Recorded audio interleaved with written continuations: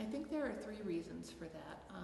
The first was that career as a roving reporter, where he traveled the country looking for people with interesting stories and told those stories. And at the point that he was doing it, that was really the only way to do it. You had to go where people were.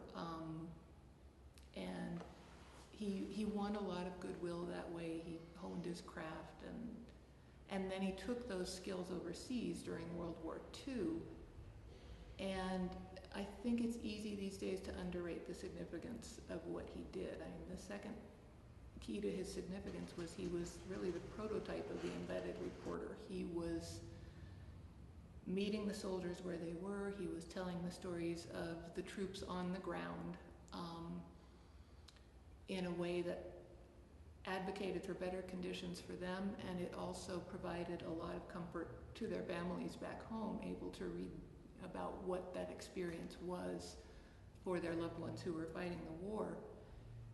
And the third is just what a good writer he was and is, and they're beautiful pieces of prose. And Albuquerque really thought of him as a neighbor and a champion, and we're very proud that he and Jerry had chosen to live here.